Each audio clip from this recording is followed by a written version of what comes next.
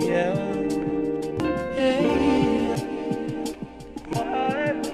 Yeah. All the glory belongs to you. Oh, absolutely. What a lot of people don't know about that is that Nicki and I have relationship. About 4 years ago, I did Celebration of Gospel on BET, and Nicki sent out a tweet saying, "Hey, who is Tasha Cobbs? Your ministry just really blessed me." And then fast forward about a year and a half later, literally about once a month, Nicki was on my Instagram liking pictures, like, is this the real Nicki Minaj? You know? And so finally, she sends me a message in my DM. And she says, "In case you haven't noticed, I am in love with your ministry."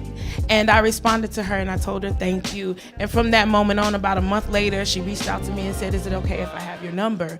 And from then on, we would text each other and I would tell her I'm praying for her. She would write me back and say, "Hey, this is what's going on right now, and I'm praying for you." She really has a great relationship with God. You know, Nicki grew up in a Christian home, and sometimes we can judge people according to their outward appearance, and we never know what they're going through on the inside or what situation is keeping them where they are. And so she said to me one day when she knew I was recording, she sent me a message on Instagram in front of millions of people, and she said, "Tasha, when you finish with this song, send it to me. I'm gonna put 16 bars on there." And so of course the pressure on me now, like, you just told 90 million people you want to be on my album. Yeah. So I heard the song, I'm Getting Ready. And I knew that she was aware of the song. She had told me how much she loved it. And I felt like this was a song that really spoke to her. And so I sent the song to her, and she immediately responded and said, "Yes, I was hoping this was the song that you would send me." And she said, "This is the first time I've ever put my relationship with God on display, and I would love to do it on your album." And you know, a lot of people gave backlash about it, but they didn't know the backstory behind it. And it's not that I just reached out and said, "Hey, Nicki, would you be on my album?" It came out of relationship. And who am I to say, "No, you can't praise God on my album"? That's right.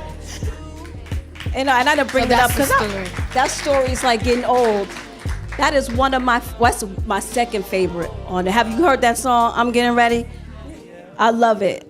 And Nicki did her thing too. Yes, she did. Yes, she did. Yes, she Maybe did. she might show up at BB King's. We don't know. You have a question?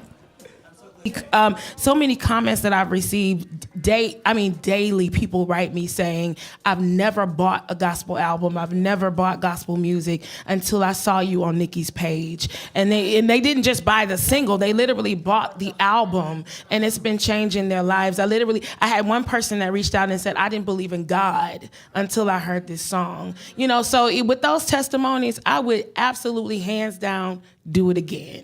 Do it again.